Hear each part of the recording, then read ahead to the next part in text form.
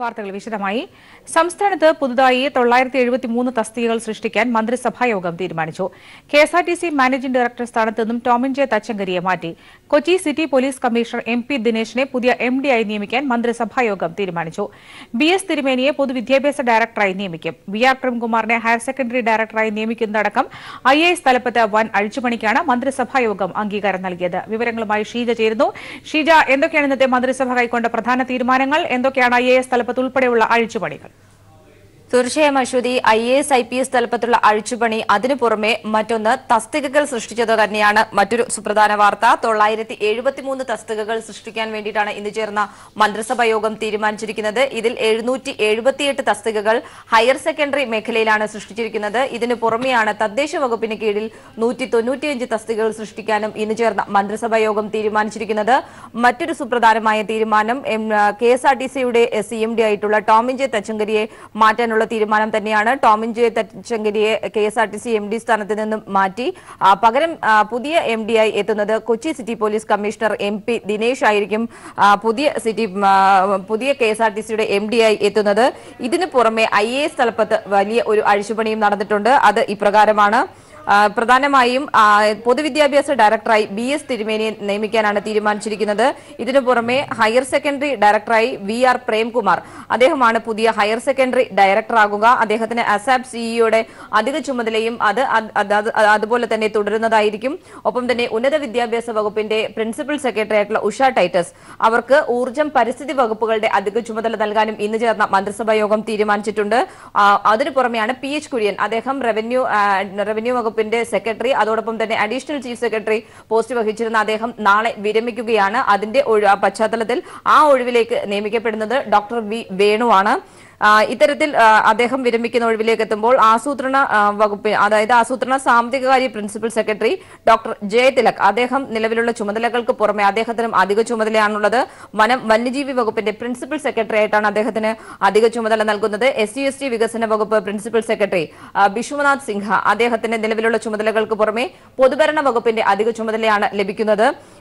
ഇതിനു പുറമെയുള്ള നിയമനം കൃഷി വകുപ്പിന്റെ പ്രിൻസിപ്പൽ സെക്രട്ടറി ആയിട്ടുള്ള ഡോക്ടർ ദേവേന്ദ്രകുമാർ, അദ്ദേഹം മൃഗസംരക്ഷണ വകുപ്പിന്റെ ചുമതല കൂടി അദ്ദേഹത്തിന് ലഭിക്കുന്നുണ്ട്. ഒപ്പം തന്നെ ജലനിധിയുടെ എക്സിക്യൂട്ടീവ് ഡയറക്ടർ ഗോപാലകൃഷ്ണൻ, അദ്ദേഹത്തിന് പൊതുഭരണ വകുപ്പിന്റെ ഡെപ്യൂട്ടി സെക്രട്ടറി പോസ്റ്റിലേക്കാണ് അധിക നിയമനം ലഭിച്ചിരിക്കുന്നത്. സാമൂഹ്യനീതി വകുപ്പിന്റെ ഡയറക്ടറായിട്ടുള്ള ജാഫർ മാലിക്, അദ്ദേഹം ആസൂത്രണ സാമ്പത്തികകാര്യ വകുപ്പിന്റെ ഡെപ്യൂട്ടി സെക്രട്ടറി ആകും. ഈ രീതിയിലാണ് IAS തലപ്പത്തുള്ള ഒരു അഴിച്ചുപണി. ഇതിൽ അഴിച്ചുപണിക്ക് ഒപ്പം തന്നെ എടുത്തു പറയേണ്ടത് തന്നെയാണ് ഈ ഒരു നിയമനം, 973 തസ്തികകൾ സൃഷ്ടിക്കാനുള്ള സർക്കാർ തീരുമാനവും. മന്ത്രിസഭാ യോഗങ്ങളുടെ സമഗ്ര വിവരമാണ് ഷീജ നൽകിയത്. പരസ്യമായി കൊമ്പുകോർത്ത് PJ ജോസഫ്. ജോസ് കെ മാണിയുടെ കേരള യാത്രയ്ക്ക് സമാന്തരമായി PJ ജോസഫ് തലസ്ഥാനത്ത് സംഘടിപ്പിച്ച പ്രാർത്ഥനാ യജ്ഞ പരിപാടി ജോസഫ് വിഭാഗത്തിന്റെ ശക്തി പ്രകടനം കൂടിയായി. മാണിയുടെ പാളയത്തിൽ നിന്ന് നിരവധി ജനറൽ സെക്രട്ടറിമാർ പങ്കെടുത്ത പരിപാടിയിൽ PC ജോർജിന്റെ സാന്നിധ്യവും ശ്രദ്ധേയമായി. കോഴയ്ക്കെതിരെയുള്ള സമരമായതിനാലാണ് മാണി പങ്കെടുക്കാത്തതെന്ന് പരിപാടിക്ക് ശേഷം PC ജോർജ് പരിഹസിച്ചു. ജോസഫിന്റെ 2ാം സീറ്റ് ആവശ്യം പൊളിക്കാൻ മാണിക്കായി ഇന്ന് കളത്തിലിറങ്ങിയത് ET Muhammad Basheer. Leslie John തയ്യാറാക്കിയ റിപ്പോർട്ട് കാണാം. കേരള കോൺഗ്രസ് രാഷ്ട്രീയത്തിൽ ധ്രുവീകരണത്തിന് ആക്കം കൂട്ടുന്ന പരിപാടിയായിരുന്നു ഇന്ന് PJ ജോസഫ് സംഘടിപ്പിച്ച പ്രാർത്ഥനായജ്ഞ പരിപാടി. ജോസഫ് വിഭാഗത്തിന്റെ ശക്തി പ്രകടനം കൂടിയായിരുന്നു ഇന്നത്തെ പരിപാടി. പാർട്ടിയിലെ ചെയർമാൻ സ്ഥാനത്തേക്ക് ജോസ് കെ മാണിയെ അവരോധിച്ച് ജോസഫ് വിഭാഗത്തെ താറടിക്കാനുള്ള KM മാണിക്ക് നൽകിയ മറുപടി കൂടിയായിരുന്നു മാണിയുടെ ഗ്രൂപ്പിൽപ്പെട്ട നേതാക്കളെ അണിനിരത്തിക്കൊണ്ട് ഇന്ന് ജോസഫ് പാളയം രക്തസാക്ഷി മണ്ഡപത്തിൽ നടത്തിയ പ്രാർത്ഥനാ യജ്ഞം. ഗാന്ധി സ്റ്റഡി സെന്ററിന്റെ പേരിൽ നടത്തിയതെങ്കിലും യഥാർത്ഥത്തിൽ ജോസഫ് ഗ്രൂപ്പ് നേതാക്കന്മാരുടെ കൂട്ടായ്മയായിരുന്നു ഇന്ന് നടന്നത്. പരിപാടിയിൽ രാഷ്ട്രീയമില്ലെന്ന് പറഞ്ഞ PJ ജോസഫ് പക്ഷേ എല്ലാം സമാധാനത്തിന് വേണ്ടിയുള്ളതാണെന്ന് വ്യക്തമാക്കി. പാർട്ടിക്കുള്ളിലെ സംഘർഷവും ഒഴിവാക്കാൻ വേണ്ടിയാണ് ഇത്തരമൊരു പരിപാടി സംഘടിപ്പിച്ചതെന്നും അദ്ദേഹം പറഞ്ഞു. മനസാക്ഷി തട്ടി ഉണർത്താൻ ഭാരതത്തിലും കേരളത്തിലുമുള്ള സംഘർഷപരിതമായ അന്തരീക്ഷത്തിൽ ഒന്ന് ഉണർന്ന് ചിന്തിക്കാൻ എല്ലാ സംഘർഷങ്ങൾക്കും ഏറെ രാഷ്ട്രീയമാനത്തിന് വഴിവെച്ചുകൊണ്ട് PJ ജോസഫ് വിളിച്ചു ചേർത്ത പരിപാടിയിൽ PC ജോർജും പങ്കെടുത്തു. കോഴയ്ക്കെതിരെയുള്ള സമരമാണ് നടക്കുന്നതെന്നും അതുകൊണ്ടാണ് KM മാണി ഈ പരിപാടിക്ക് എത്താത്തതെന്നും PC ജോർജ് പിന്നീട് പരിഹസിച്ചു. അദ്ദേഹം കോഴയ്ക്കെതിരെ നടന്ന സമരമാണ്. ആ സമരത്തിൽ പിന്തുണ കൊടുക്കുക എന്നുള്ളത് മനസാക്ഷിയുള്ള ആളുകളുടെ ഒരു മനസാക്ഷിയുടെ പ്രശ്നമാണ്. ഞാൻ അതുകൊണ്ട് വന്ന് എന്നെ ആരും വിളിച്ചില്ല.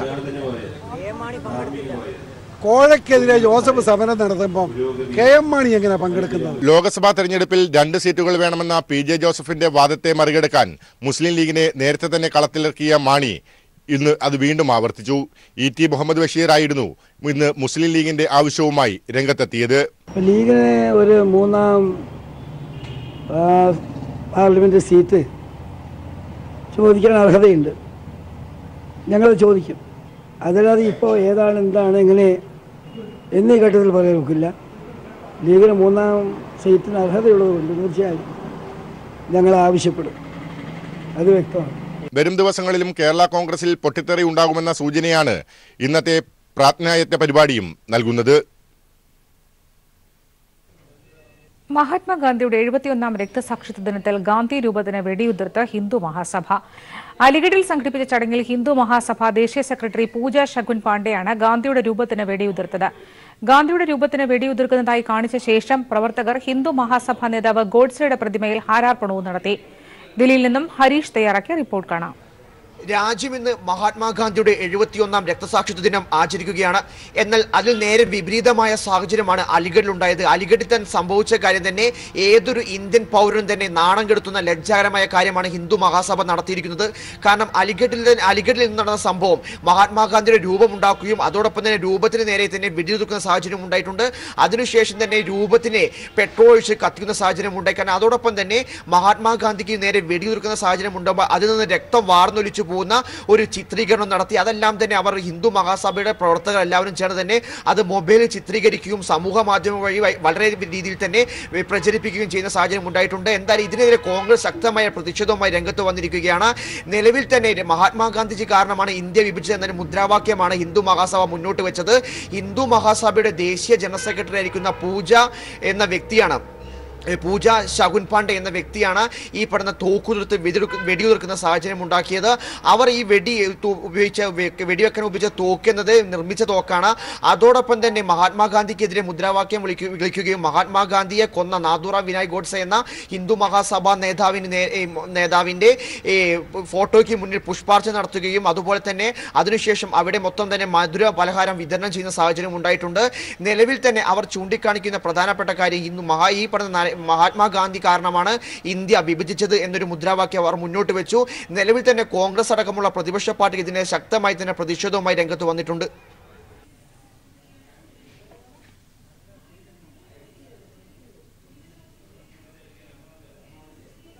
സംസ്ഥാനത്തിന്റെ സാമ്പത്തിക അവലോകന റിപ്പോർട്ട് ധനമന്ത്രി സഭയിൽ അവതരിപ്പിച്ചു. സംസ്ഥാനത്തെ സാമ്പത്തിക വളർച്ച 7.18% റിപ്പോർട്ട് കാണിക്കുന്നു. പ്രളയവും ഓഖിയും സാമ്പത്തിക വളർച്ചയെ ബാധിച്ചതായും സംസ്ഥാനത്തിന് അധിക ചെലവ് സൃഷ്ടിച്ചതായും റിപ്പോർട്ടിൽ പരാമർശിക്കുന്നുണ്ട്. വിവരങ്ങളുമായി റിനു ശ്രീധർ ചേരുന്നു.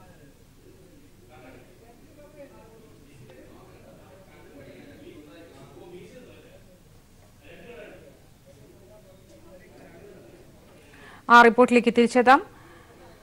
ജെറ്റ് എയർവേസിന്റെ കിട്ടാക്കടം ഓഹരികളാക്കി മാറ്റാൻ SBI നീക്കം. നഷ്ടത്തിലോടുന്ന ജെറ്റ് എയർവേസിന്റെ വായ്പാ തുക 15% ഓഹരികളാക്കി മാറ്റാനാണ് ആലോചന. പൊതുമേഖലാ വിമാന കമ്പനിയായ എയർ ഇന്ത്യയുടെ ഓഹരി വിൽക്കാൻ ശ്രമം നടക്കുന്നതിനിടെയാണ് ഒരു പൊതുമേഖലാ ബാങ്ക് തന്നെ നഷ്ടത്തിലോടുന്ന കമ്പനിയുടെ ഓഹരി ഏറ്റെടുക്കുന്നത്. കോടികളുടെ കിട്ടാക്കടമുള്ള SBI ആണ് വായ്പ ഓഹരിയാക്കി മാറ്റുന്നതെന്നതും ശ്രദ്ധേയമാണ്. ദില്ലിയിൽ നിന്നും ശരത് തയ്യാറാക്കിയ റിപ്പോർട്ട് കാണാം. $1.14 ബില്യൺ കടമുള്ള ജെറ്റ് എയർവേസിന് 8000 കോടി രൂപയോളം വായ്പ നൽകിയത് ഇന്ത്യൻ ബാങ്കുകളാണ്. ഈ 8000 കോടി രൂപ വായ്പ നൽകിയതിൽ ബഹുഭൂരിഭാഗം നൽകിയതാകട്ടെ SBIയും. വായ്പാ തിരിച്ചടവ് മുടങ്ങി ആകെ നഷ്ടത്തിലോടുന്ന ജെറ്റ് എയർവേസ് തങ്ങളുടെ വായ്പാ തിരിച്ചടവ് മുടങ്ങുന്ന പശ്ചാത്തലത്തിലാണ് ഇത്തരത്തിൽ വായ്പ ഓഹരികളാക്കി മാറ്റാൻ തീരുമാനിച്ചത്. തീരുമാനം വന്നതിന് തൊട്ടു പിന്നാലെ തന്നെയാണ് ഈ രീതിയിൽ വായ്പ ഓഹരികളാക്കി മാറ്റി ഏറ്റെടുക്കുവാൻ വേണ്ടി SBI തയ്യാറായത്. ഇത് കൃത്യമായ ഒരു സമ്മർദ്ദത്തിന്റെ ഭാഗമായി ആണ് എന്നുള്ളതാണ് നിലവിൽ വിലയിരുത്തപ്പെടുന്നത്. ഈ രീതിയിൽ വായ്പ ഓഹരിയാക്കി മാറ്റിക്കൊണ്ട് ജെറ്റ് എയർവേസിന്റെ 15% ഓഹരിയാണ് SBI ഏറ്റെടുക്കുവാൻ വേണ്ടി പോകുന്നത്. സ്വകാര്യ കമ്പനിയുടെ നഷ്ടത്തിലായ ഇത്തരത്തിലുള്ള ഓഹരി ഒരു പൊതുമേഖലാ ബാങ്ക് ഏറ്റെടുക്കുന്നത് ഇതാദ്യമായി ആണ് എന്നുള്ളതും ശ്രദ്ധേയമാണ്. ജെറ്റ് എയർവേസിന്റെ സ്ഥാപകനായ നരേഷ് ഗോയലിന്റെ 31% ഓഹരിയാണ് വിൽക്കാൻ തയ്യാറായിരിക്കുന്നത്. ഇതിൽ 15% SBI ഏറ്റെടുക്കുവാൻ പോകുന്നത്. SBI 15% ഓഹരി ഏറ്റെടുക്കുമോ എന്നതിനെ സംബന്ധിച്ച് ഫെബ്രുവരി 21 തീയതിയായിരിക്കും അന്തിമമായ തീരുമാനമുണ്ടാവുക. ഏതായാലും നഷ്ടത്തിലോടുന്ന ഒരു സ്വകാര്യ കമ്പനിയുടെ കടം ഇത്തരത്തിൽ ഓഹരിയായി ഒരു പൊതുമേഖലാ ബാങ്ക് ഏറ്റെടുക്കുന്നതിനെതിരെ വലിയ പ്രതിഷേധം തന്നെയാണ് ഉയരാനുള്ള സാധ്യത കാണുന്നത്. സർക്കാരിന്റെ തന്നെ പൊതുമേഖലയിൽ പ്രവർത്തിക്കുന്ന എയർ ഇന്ത്യയുടെ ഓഹരി വിറ്റഴിക്കാൻ വേണ്ടി ഒരു വശത്ത് ശ്രമം നടക്കുമ്പോഴാണ് ഒരു പ്രൈവറ്റ് എയർവേസ് കമ്പനിയുടെ ഓഹരി ഒരു പൊതുമേഖലാ ബാങ്ക് ഏറ്റെടുക്കുന്നത് എന്നതും ഏറെ ശ്രദ്ധേയമാണ്. ഇത്തരത്തിൽ ഓഹരി ഏറ്റെടുക്കുന്നത് വഴി SBIയുടെ കിട്ടാക്കടം വർദ്ധിക്കുകയാണ് എന്നുള്ളതും ഏറെ ശ്രദ്ധേയമാണ്. നിലവിൽ തന്നെ കോടികളുടെ കിട്ടാക്കടമാണ് SBIക്ക് ഉള്ളത് എന്നതും ഇവിടെ ഏറെ പരാമർശിക്കപ്പെടേണ്ടുന്ന ഒരു കാര്യം കൂടിയാണ്. ഏതായാലും ഇത്തരമൊരു എവർഗ്രീനിങ് എന്നുള്ള ഒരു രീതിയിലാണ് ഓഹരികളാക്കി മാറ്റുന്ന ഈ ഒരു പരിപാടിയെ എവർഗ്രീനിങ് എന്നാണ് പറയാറ്. സാധാരണക്കാരായ ജനങ്ങളുടെ കാര്യത്തിൽ എവർഗ്രീനിങ് പദ്ധതി യാതൊരു കാരണവശാലും RBI അനുവദിക്കാറില്ല. എന്നാൽ ഈ ഒരു സാഹചര്യത്തിലാവട്ടെ RBI മനഃപൂർവ്വം മൗനം പാലിക്കുകയും ചെയ്യുന്നു. ഇതിൽ നിന്ന് തന്നെ കേന്ദ്ര സർക്കാർ വിഷയത്തിൽ കൃത്യമായി SBIക്ക് മേൽ സമ്മർദ്ദം ചെലുത്തിയിട്ടുണ്ട് എന്നാണ് മനസ്സിലാക്കേണ്ടത്. ഏതായാലും ബാങ്ക് ജീവനക്കാർ ഉൾപ്പെടെയുള്ള ആളുകളുടെ ഭാഗത്തു നിന്നും വിഷയത്തിൽ കടുത്ത പ്രതിഷേധം തന്നെ വരും ദിവസങ്ങളിൽ ഉയരുമെന്നാണ് മനസ്സിലാക്കേണ്ടത്. CPIM തിരുവനന്തപുരം ജില്ലാ committee office Chaithra Teresa John raid ചെയ്തത് നിയമം പാലിക്കാതെയെന്ന് കോടതി രേഖകൾ. റെയ്ഡ് സമയത്ത് തയ്യാറാക്കേണ്ട സെർച്ച് ലിസ്റ്റും മിനിറ്റ്സും തയ്യാറാക്കിയത് പിന്നീടെന്ന് വ്യക്തമാകുന്നു. റെയ്ഡ് സമയത്ത് ഉണ്ടായിരിക്കേണ്ട സ്വതന്ത്ര സാക്ഷികൾക്ക് പകരമായി സെർച്ച് മെമ്മോയിലും സെർച്ച് ലിസ്റ്റിലും ഒപ്പിട്ടിരിക്കുന്നത് പോലീസുകാർ തന്നെ. ക്രിമിനൽ നടപടി ചട്ടത്തിലെ ലംഘനമാണ് ചൈത്ര നടത്തിയതെന്ന് നിയമവിദഗ്ധർ. ജീവന്റെ റിപ്പോർട്ട് കാണാം. CPIMന്റെ തിരുവനന്തപുരം ജില്ലാ കമ്മിറ്റി ഓഫീസ് റെയ്ഡ് ചെയ്ത DCP ചൈത്ര തെരേസ ജോണിന്റെ നടപടിയിൽ ഗുരുതരമായ നിയമപ്രശ്നങ്ങളുണ്ട് എന്നതാണ് നിയമവിദഗ്ധർ നൽകുന്ന സൂചന. CRPCയിലെ വിവിധ നടപടിക്രമങ്ങൾ പാലിക്കാതെയാണ് CPIMന്റെ office Chaithra Teresa John raid ചെയ്തത് എന്നതാണ് വ്യക്തമാകുന്നത്. സാധാരണഗതിയിൽ ഒരു റെയ്ഡ് നടക്കുമ്പോൾ പാലിക്കേണ്ട നിയമക്രമങ്ങളൊന്നും തന്നെ ചൈത്ര തെരേസ ജോൺ പാലിച്ചിട്ടില്ല. CRPCയിലെ 165-ാം വകുപ്പാണ് ഒരു ഓഫീസ് റെയ്ഡ് ചെയ്യുന്നതിന് അന്വേഷണ ഉദ്യോഗസ്ഥന് അധികാരം നൽകുന്ന വകുപ്പ്. അതിലെ തന്നെ 100-ാം വകുപ്പ് പ്രകാരമാണ് ചൈത്ര തെരേസ ജോൺ റെയ്ഡ് നടപടിക്രമങ്ങൾ പൂർത്തീകരിക്കേണ്ടത്. ഏത് ഓഫീസിലാണോ ചൈത്ര തെരേസ ജോൺ റെയ്ഡ് ചെയ്യുന്നത് ആ ഓഫീസിലെ വസ്തുവകകൾ മുഴുവനായി രേഖപ്പെടുത്തണം. അതോടൊപ്പം റെയ്ഡിന്റെ നടപടിക്രമങ്ങൾ മിനിറ്റ്സ് ചെയ്യുകയും വേണം. ഇവ രണ്ടും ചൈത്ര തെരേസ ജോൺ പാലിച്ചിട്ടില്ല എന്നതാണ് വ്യക്തമാവുന്നത്. കോടതിയിൽ സമർപ്പിച്ചിരിക്കുന്ന സെർച്ച് മെമ്മോയിലും സെർച്ച് ലിസ്റ്റിലും താൻ CPIMന്റെ തിരുവനന്തപുരം ജില്ലാ കമ്മിറ്റി ഓഫീസ് റെയ്ഡ് ചെയ്തു എന്ന് എഴുതി ചേർക്കുക മാത്രമാണ് ചെയ്തിരിക്കുന്നത്. എന്നാൽ ഏതാണ്ട് 2 മിനിറ്റ് 31 സെക്കൻഡ് മാത്രമാണ് ചൈത്ര തെരേസ ജോൺ CPIMന്റെ തിരുവനന്തപുരം ജില്ലാ കമ്മിറ്റി ഓഫീസിൽ ചിലവഴിക്കുന്നത് എന്നതാണ് CCTV ദൃശ്യങ്ങളിൽ നിന്നും വ്യക്തമാവുന്നത്. പരിശോധനാ സമയത്ത് തന്നെ മിനിറ്റ്സ് രേഖപ്പെടുത്തേണ്ടതാണ്. എന്നാൽ നടപടിക്രമങ്ങൾ പിന്നീട് വിവാദമാകുന്ന പശ്ചാത്തലത്തിൽ തൻ്റെ സ്വന്തം ഓഫീസിലിരുന്നു കൊണ്ട് മിനിറ്റ്സ് രേഖപ്പെടുത്തി എന്നതാണ് വ്യക്തമാവുന്നത്. 2 മിനിറ്റും 31 സെക്കൻഡും കൊണ്ട് മാത്രം ഈ മിനിറ്റ്സ് രേഖപ്പെടുത്താനോ സെർച്ച് ലിസ്റ്റ് പൂർത്തിയാക്കാനോ കഴിയുകയില്ല. സെർച്ച് മെമ്മോയിൽ ഒപ്പിട്ടിരിക്കുന്നതും പോലീസ് ഉദ്യോഗസ്ഥർ തന്നെയാണ്. സ്വതന്ത്ര സാക്ഷികളായിരിക്കണം ഈ സെർച്ച് ലിസ്റ്റിൽ ഒപ്പിടേണ്ടത് എന്നതാണ് CRPCയുടെ നടപടിക്രമം പറയുന്നത്. ഈ നടപടിക്രമങ്ങൾ പാലിക്കാതെയാണ് ചൈത്ര തെരേസ ജോൺ CPIMന്റെ തിരുവനന്തപുരം ജില്ലാ കമ്മിറ്റി ഓഫീസ് റെയ്ഡ് ചെയ്തിരിക്കുന്നത്. ഈ DCPക്കെതിരെ കോടതിയിൽ അതുകൊണ്ട് തന്നെ ഒരു കാര്യം വ്യക്തമാണ്. ചൈത്ര തെരേസ ജോൺ കോടതിയിൽ സമർപ്പിച്ചിരിക്കുന്ന രേഖ കള്ളരേഖയാണ്, അല്ലെങ്കിൽ കൃത്രിമമായി പിന്നീട് വിവാദമുണ്ടാകുന്ന പശ്ചാത്തലത്തിൽ തൻ്റെ സ്വന്തം ഓഫീസിലിരുന്ന് എഴുതി ഉണ്ടാക്കിയ രേഖയാണെന്ന് ഇതോടുകൂടി വ്യക്തമാവുകയാണ്. ചൈത്ര തെരേസ ജോണിനെതിരെ കോടതിയും സർക്കാരും എന്ത് നടപടിയാണ് സ്വീകരിക്കുക എന്നത് ഇനി അങ്ങോട്ട് പ്രധാനമായിരിക്കും. സംസ്ഥാനത്തിന്റെ സാമ്പത്തിക അവലോകന റിപ്പോർട്ട് ധനമന്ത്രി സഭയിൽ അവതരിപ്പിച്ചു. സംസ്ഥാനത്തെ സാമ്പത്തിക വളർച്ച 7.18% റിപ്പോർട്ട് ചൂണ്ടിക്കാട്ടുന്നു. പ്രളയവും ഓഖിയും സാമ്പത്തിക വളർച്ചയെ ബാധിച്ചതായും സംസ്ഥാനത്തിന് അധിക ചെലവ് സൃഷ്ടിച്ചതായും റിപ്പോർട്ടിൽ പരാമർശിക്കുന്നു. റിനു ശ്രീധരന്റെ റിപ്പോർട്ട് കാണാം. 2017-18 കാലഘട്ടത്തിന്റെ സാമ്പത്തിക അവലോകന റിപ്പോർട്ടാണ് ധനമന്ത്രി തോമസ് ഐസക് നിയമസഭയുടെ മേശപ്പുറത്ത് വെച്ചത്. സംസ്ഥാനത്തെ സാമ്പത്തിക വളർച്ചാ നിരക്ക് 6.22 നിന്ന് 7.18% വർദ്ധിച്ചു എന്ന് കൃത്യമായി തന്നെ അവലോകന റിപ്പോർട്ടിൽ സൂചിപ്പിക്കുന്നുണ്ട്. എന്നാൽ പ്രളയവും ഓഖിയും ഒക്കെ തന്നെ സാമ്പത്തിക വളർച്ചയെ സാരമായി ബാധിച്ചു എന്നുള്ളതും കൃത്യമായി തന്നെ അവലോകന റിപ്പോർട്ടിൽ സൂചിപ്പിക്കുന്നുണ്ട്. അതായത് ധനക്കമ്മി ഉയരുമെന്നും പ്രളയ സെസ് വൈകുന്നത് ധനക്കമ്മിയെ ബാധിക്കുമെന്നും റിപ്പോർട്ടിൽ വ്യക്തമായി തന്നെ പരാമർശിച്ചു പോകുന്നു. എന്നാൽ ചെലവ് ചുരുക്കലല്ല, ചെലവ് കൂട്ടലാണ് സർക്കാർ നയമെന്നും സാമ്പത്തിക മാന്ദ്യത്തെ മറികടക്കുമെന്നും ധനമന്ത്രി തോമസ് ഐസക് വ്യക്തമായി തന്നെ മാധ്യമങ്ങളോട് പ്രതികരിച്ചു. ഈ ഒരു സാഹചര്യത്തിൽ എന്തൊക്കെ സാമ്പത്തിക ബുദ്ധിമുട്ടുണ്ടെങ്കിലും സർക്കാർ കൂടി ചെലവ് ചുരുക്കുന്നതിന് തുനിഞ്ഞു കഴിഞ്ഞാൽ നമ്മുടെ സംസ്ഥാനത്തെ സാമ്പത്തിക മുരടി അതിരൂക്ഷമാണ്. അതുകൊണ്ട് ഒരു മാന്യകാലത്തെന്ന പോലെ തന്നെ സർക്കാരിൻ്റെ ചെലവ് ചുരുക്കാനല്ല, ചെലവ് വർദ്ധിപ്പിക്കാനാണ് ബഡ്ജറ്റ് പരിശ്രമിക്കുക. ഈ മാന്യത്തെ മറികടക്കുന്നതിന് ഒരു ഉത്തേജകമായിട്ട് ബഡ്ജറ്റ് മാറണം എന്നുള്ളതാണ് കാഴ്ചപ്പാട്. ഇതുമായി ബന്ധപ്പെട്ട് ഒരു കാര്യം കൂടി എനിക്ക് പറയാനുള്ളത്. ഇപ്പം നമ്മുടെ സർക്കാർ സ്റ്റാറ്റിസ്റ്റിക്സ് ഡിപ്പാർട്ട്മെൻറ്റ് കേന്ദ്ര സർക്കാർ പറയുന്ന മെത്തേഡ് പരിപൂർണമായി പാലിച്ചുകൊണ്ടാണ് എസ്റ്റിമേറ്റ് ഉണ്ടാക്കുന്നത്. കാർഷിക ഉൽപ്പന്നങ്ങളുടെ മൊത്തം വില സൂചികയിൽ വർധനവുണ്ടെന്നും അതുപോലെ തന്നെ റവന്യൂ വരുമാനം 9.8% കൃത്യമായി തന്നെ റിപ്പോർട്ടിൽ പറയുന്നുണ്ട്. 2017-18 GST നികുതി വരുമാനത്തിൽ വളർച്ചാ നിരക്ക് 15.24%. എന്നാൽ 2016-17 ഇത് 10.1% ആയിരുന്നു എന്നുള്ളതും കൃത്യമായി തന്നെ സർവേയിൽ കൃത്യമായി അവലോകന റിപ്പോർട്ടിൽ സൂചിപ്പിക്കുന്നുണ്ട്. ഒപ്പം ചരക്ക് സേവന നികുതി കേരളത്തിന് കാര്യമായ നേട്ടമൊന്നും ഉണ്ടാക്കിയിട്ടില്ലെന്നും ലോട്ടറി വരുമാനവും പ്രവാസി നിക്ഷേപത്തിന്റെ വളർച്ചാ നിരക്കും കുറഞ്ഞെന്നും കൃത്യമായി തന്നെ റിപ്പോർട്ടിൽ പറയുന്നുണ്ട്. എന്തായാലും കൃത്യമായിട്ടുള്ള ഒരു സാമ്പത്തിക അവലോകന റിപ്പോർട്ട് തന്നെയാണ് ധനമന്ത്രി മേശപ്പുറത്ത് വെച്ചത്. നാളെയാണ് സംസ്ഥാനത്തിന്റെ കേരളത്തിലെ ജനങ്ങൾ ഉറ്റുനോക്കുന്ന ബജറ്റ് അവതരിപ്പിക്കുക. നാളെ രാവിലെ 9 മണിയോടുകൂടിയാണ് ബജറ്റ് നിയമസഭയിൽ ധനമന്ത്രി തോമസ് ഐസക് അവതരിപ്പിക്കുന്നത്.